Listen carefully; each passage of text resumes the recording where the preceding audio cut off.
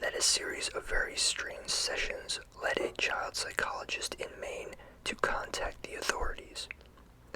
It began when a patient of his began to tell him about one of their friends. This friend being imaginary as far as both the psychiatrist and the boy's parents were concerned. He called his friend Mr. Smile and wouldn't talk about him in great length during the sessions. The boy called him Mr. Smile both because he would always be smiling and because when he was around, the boy said everything felt happy. He said that there was a feeling of everything being okay. The boy in question was being treated for serious issues to do with anger and depression, but when Mr. Smile was around, he said that all the anger and the sadness seemed to just disappear. He said that Mr. Smile wouldn't speak, but rather just stand there, at the foot of his bed. He smelled like candy floss, and just being there, he made the boy feel calm and safe. The psychiatrist assumed this imaginary friend was some sort of coping mechanism the boy had developed to deal with the problems at home that had led to his violent temper, and thought of nothing much of it.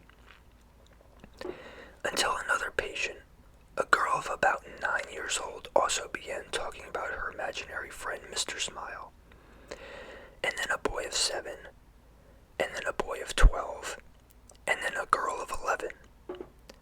All in all, close to 15 separate patients all began to talk about him, Mr. Smile, that is. The first few he'd put down to coincidence. After all, many children have imaginary friends, and the name and description of Mr. Smile were just generic enough that it didn't concern him too much at first. But as more and more of his patients told him about Mr. Smile, he began to grow concerned. He asked for more details. Every single one of them described him the same way, using the exact same words. Now there was no way that all of these children could be in contact with each other. 5 of them, for instance, were currently being homeschooled, and according to their parents, when he spoke to them, never really even left the house, except when it was to accompany them on shopping trips and the like. There was no way that every single one of these kids could have rehearsed or prepared their statements together, which led him to deeply disturbing conclusions. He spoke privately with each of the children's parents one at a time. He avoided disclosing too much information, but told them that something troubling had cropped up in multiple sessions with various patients, and that he believed that there was a chance their child was at risk. He asked for their permission to discuss matters with the authorities, and the parents gave their consent, provided they were kept in the loop as to what was going on. And so, over the course of the next week, the police came and talked to the children about their friend. They asked for details about his appearance, which they couldn't seem to describe apart from the smile and that he was not like them. How he got into their house, anything he said or did while he was there. Because by this point, the psychiatrist, the parents, and the police were all convinced that Mr. Smile was quite real and quite dangerous. The authorities had checked to make sure there were no known predators living in the area, which they had confirmed was not the case. But it was quite clear that whoever this Mr. Smile was, he was a real person who had been sneaking into the homes of these children at night. None of the children claimed to know how he got in. They said they would just wake up and he'd be there at the foot of their bed. Sometimes they said he would be singing something, but not in English. It sounded like a lullaby, they said. It made them feel safe. Finally, the children were asked to draw Mr. Smile, as they couldn't put into words how he looked. Each and every one of the children picked up a red crayon and proceeded to color the entire page until it was just a rectangle of red. When asked about this, they insisted that they had drawn Mr. Smile. When asked where his head, arms, and legs were, they would just insist they had drawn those.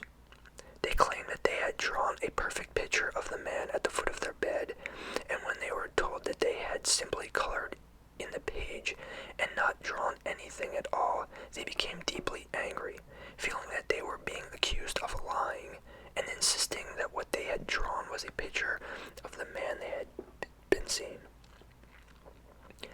Acting more on a hunch than anything else, the psychiatrist decided to show one of the colored rectangles to the various children and asked them what it was. Each and every one of them, with no knowledge of what the picture was supposed to be or who had drawn it, and with no knowledge that the other children that had been spoken to about the subject even existed, replied that it was a picture of Mr. Smile.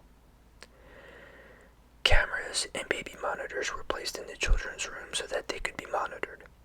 Many of the parents simply stopped sleeping altogether, staying up all night staring at the screen that displayed where their children slept. At no point did anyone enter or exit the bedrooms.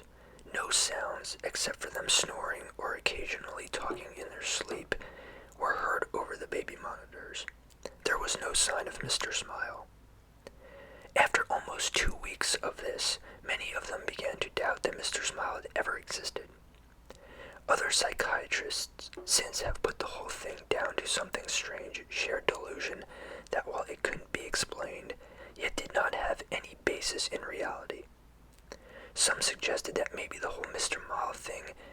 Smile thing had been a basis in a TV show or film that the children had all watched, leading them to dream up something similar.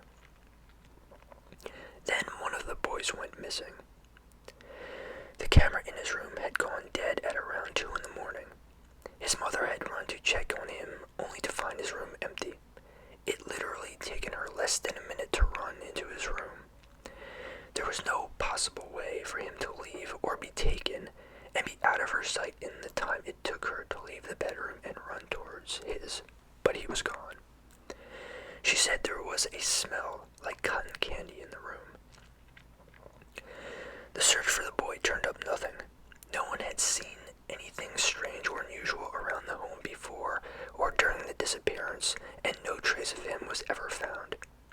It was less than a week later that one of the girls who had spoken of Mr. Smile vanished as well.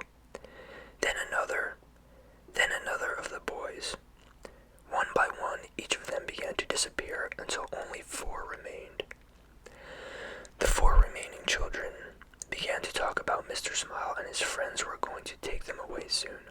When asked about these friends, they talked about how Mr. Smile lived with the other smiling men in the happy place, and that he would take them there soon.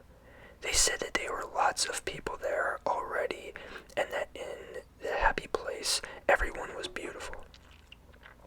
They said that they knew about it because Mr. Smile talked to them in their heads because he couldn't talk like other people, and that he would show them pictures in their heads of the place they were going. Things began to get increasingly disturbing. After a few weeks, the children began complaining of headaches and nausea.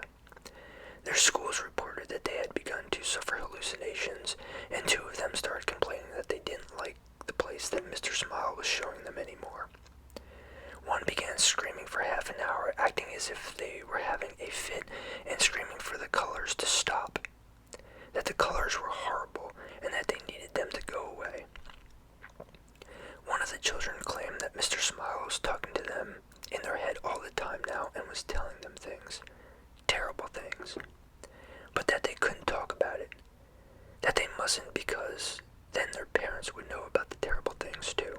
The psychiatrist asked them to write down what Mr. Smile was saying, promising that he would show it to no one, managing to gain their trust of one of the boys enough that he agreed.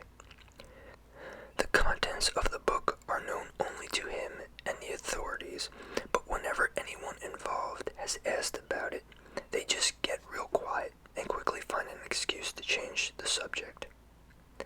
The children stopped sleeping. Footage from the security cameras showed them sitting bolt upright, their eyes unblinking, just staring at the wall without moving or making a sound.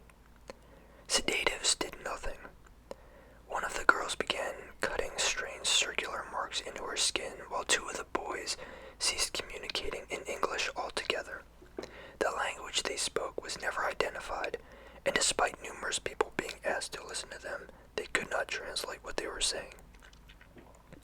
By the start of 1999, all 4 of the children had vanished into thin air. There was no trace of who took them. Searchers have turned up nothing to this day, with no indication of where they are or if they even died or are still living. No suspects have ever been found either. All 4 of them appeared to simply vanish into thin air, much like the others, all of whom also remain missing, their disappearances unexplained. Thank you for watching. If you enjoyed the video, please like and subscribe. Good night.